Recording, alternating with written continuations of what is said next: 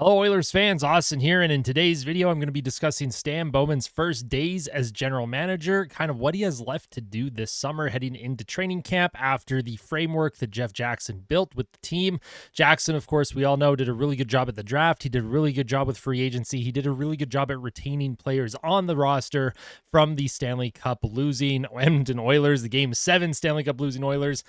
Jeff Jackson did a lot of work as interim GM, so now Stan Bowman, all he has to do is find a way to support what Jeff Jackson did, build around it, move a couple pieces, get a couple players signed, and the team should be looking really good heading into the 2024-25 season. So I wanted to discuss some of the things that he has to do before training camp, and let's jump into it. So show me what you got, Stan Bowman. The Oilers right now currently have negative $354,167 of cap space, meaning that they do need to become cap compliant before the season starts in October. Now, they still need to sign Leon Draisaitl. They're going to want to get that Leon Draisaitl extension done. I feel like that's going to be priority number one for Stan Bowman. We know Connor McDavid and his fiance are getting married soon. I would imagine that after the marriage ceremony and all that good stuff, the outdoor events, the things that are happening outside of hockey with the players, once all that is kind of taken care of, I would imagine Leon Draisaitl will be signing his extension, and I expect it to happen in the next week or two. I'm not kidding. I don't think this is going to take very long to get Leon Draisaitl re-signed. So for Stan Bowman, he's got to get Draisaitl extended, and it's probably going to come in at that $12.5 to $14 million per season range. However, we'll see what kind of contract Draisaitl's looking for. We'll see if they're able to convince these players to take some pretty team-friendly discounts to, show that, hey, we're a cup contender right now. Let's stay a cup contender as long as humanly possible in this window with Draisaitl, with McDavid, with Bouchard, and with Nugent Hopkins, of course. Now, after they sign Leon Draisaitl, the next order of business is to clear $2.5 to $3 million in salary cap, and that's probably going to come from a Cody Ceci trade, but they minimum need to clear about $2.5 to $3 million because they need to sign Philip Broberg and Dylan Holloway. Now, those two players, I would imagine they are not going to get more than $1 million per season. In fact, you might even be able to get them for about $950K if you're lucky. Now, Dylan Holloway, he had a good playoffs. That's someone that might ask for $1.25 million. Philip Broberg has not really showed himself at the NHL level yet. Again, he showed himself well in the playoffs, but that is such a short sample size. You want to see a bit more from these players in the regular season, especially Dylan Holloway when it comes to the goal scoring, and Philip Broberg when it comes to the defending. And can Philip Broberg handle top 4 minutes? Because I feel like the Oilers are really going to try and push him in that top 4 and maybe have him as Darnell Nurse's D partner if they don't end up making any more trades throughout the rest of the summer. So they're going to have to sign Broberg, they're going to have to sign Dylan Holloway, and you're going to have to clear about $2.5 to $3 million in the salary cap in order to be compliant and sign those two players. Next thing on the list for me personally, trade Cody Ceci. It's time. Cody Ceci, he can be the salary cap dump. If you need to attach a second or third round pick to do it, I do not care. Find a way to move on from Cody Ceci. I know the team loves him. I know the players love him. I know he is a locker room guy, but at the end of the day, you're trying to win a Stanley Cup. You're not trying to make each other feel good in that locker room. So for Cody Ceci, again, I like him as a person. The on-ice metrics are just not there. He's getting older, and we can't go into a fourth straight season with Cody Ceci on the ice, especially if they decide they want to play Ceci with Darnell Nurse again. Like, this is a non-option. Don't even allow the coaching staff or the team to have the option to play Cody Ceci with Darnell Nurse, because we know that is a non-option. We know it does not work, and Cody Ceci, he should be on the chopping block, and there should be teams, I would imagine there's teams that would be willing to take him.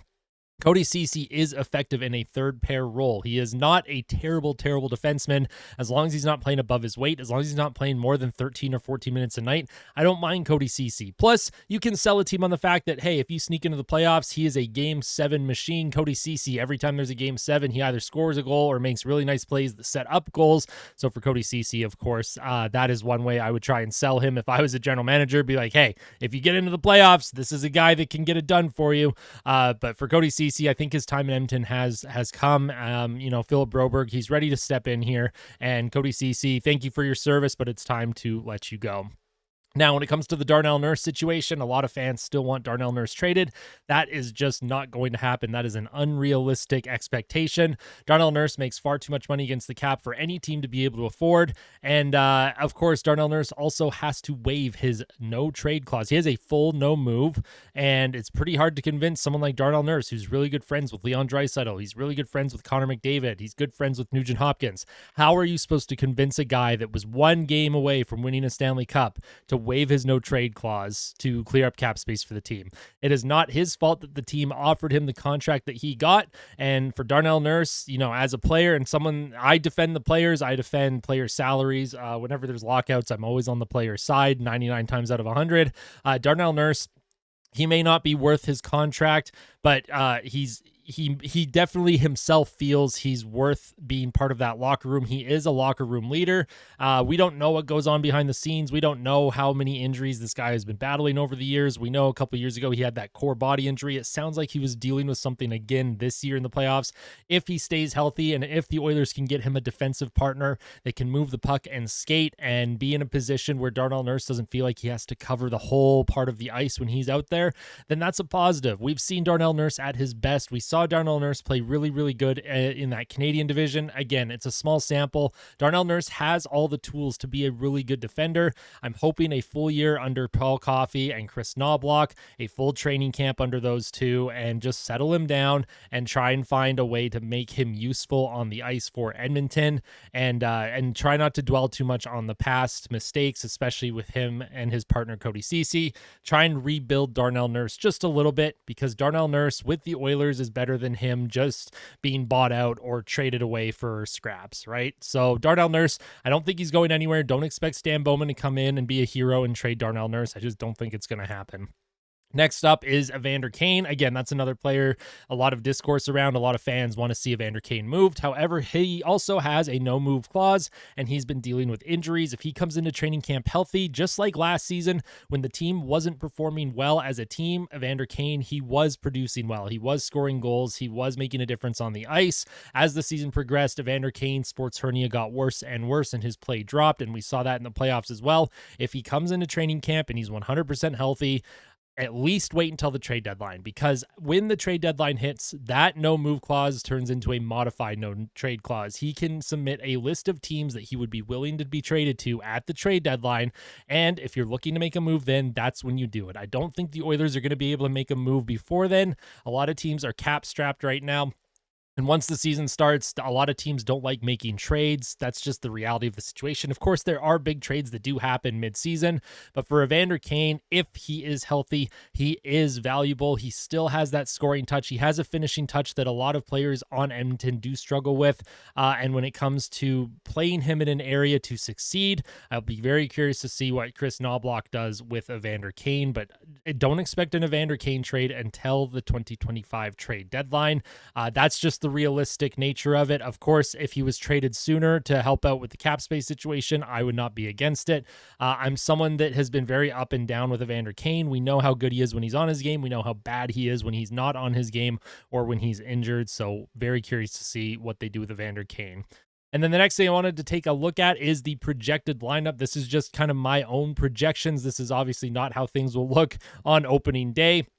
But kind of my depth chart here, we have Nugent Hopkins with McDavid and Hyman. I don't think you're going to split up that top line. They were so good last season, possession and goal scoring wise. I imagine they'll start the season together. You'll have Jeff Skinner with Leon Draisaitl and Victor Arvidsson. Again, that's just a pure goal scoring skill line. Arvidsson has the speed and tenacity. Draisaitl has the playmaking. Skinner has the finish. Skinner, not a super fast skater. However, he doesn't need to be. He gets himself into good spots. He's a good shooter. That's where he needs to be. And then the third line, I would go Evander Kane, Adam Henrique, and Dylan Holloway. I think that would look like a pretty good third line. You have two scorers in Kane and possibly Holloway. Holloway should be able to start producing a little bit more, especially in a third line role. If that's where he starts, he should be able to take advantage of the easier line matchups. This is not the playoffs. I do expect a big season from Dylan Holloway. I'm expecting 15, maybe even 20 goals from him. It's time for him to really step up and show his worth on this team, show why he was a high draft pick in the first round, and let's get things going here. Fourth line, I have Matthias Janmark with Derek Ryan and Connor Brown. And then your extra forwards, Corey Perry and Matthew Savoie. Now, Savoie, I have him considered as a possible call-up option. We'll see how he performs in training camp. I really like his game. Savoie or Savoie, my apologies if I'm not pronouncing it correctly. But he is a very good player. And again, as long as he's healthy, he may push for a roster spot. Of course, having him in the bottom six would be kind of a waste. So he's going to be an option if there's injuries, or if a guy like Dylan Holloway just is not cutting it. Savoie might be able to step into a third line role and produce offensively for the team. He is incredibly gifted. I'm very curious to see where he ends up in the lineup as the season progresses, or if they just keep him down in Bakersfield for a full year because he has dealt with injuries, and maybe they just want to see him one full year at the pro level before giving him a shot at the NHL level. But the skill is there, and if he proves it in training camp, he's going to be a hard player to cut. On defense, of course, Ekholm and Bouchard, that is your number one pair. That is one of the best defense pairs in the entire NHL. That's absolutely who you leave together. And then I right now have Nurse and Broberg together. They showed signs that they could work in the playoffs. Now, their metrics were not strong. Their expected goals for was really, really poor. However, like I said, when you have a full training camp to get these guys going, Broberg came in the middle of the conference finals. It's hard to adjust yourself, I guess. And I thought he did an admirable job, him and Nurse. It really calmed Nurse's game down too. So Broberg and Nurse, I feel like that could be your starting second line defensive pair when the season starts. And then third pair, Kulak and Stetcher, assuming Brett Kulak is not moved. He may be a salary cap dump casualty as well. And then Brown and Ceci. Of course, Brown, I don't really see getting in the lineup too much unless you're playing a heavy-hitting goon squad. And Brown, he'll go in. He'll fight someone if you need him to. Cody Ceci, I am expecting a possible trade from him, so that's why I have him way down on the depth chart for the Oilers defensive group. And in net, we have Calvin Pickard and Stuart Skinner. So that's just kind of my thoughts of what I think Bowman needs to do, what he needs to focus on. It's not a big grocery list, but hopefully he's able to complete that grocery list. Otherwise, when he gets home, the wife is going to be very mad. And by the wife, I mean us Oilers fans. We are the wife in this situation. Terrible joke. I'm sorry. If you enjoyed today's video, make sure you let me know all your thoughts in the comment section below. Make sure you hit that like button. Make sure you subscribe if you really liked it. I love engaging. Hockey, we're really only a month and a half away, not even, from like training camps opening and stuff. So this is very exciting. I will continue to produce videos for you regularly. I'm happy to be back. This is a lot of fun, and we'll see you soon. Make sure you tell someone that you love them. All right. We'll see you in the next one, Oil Country. Take care.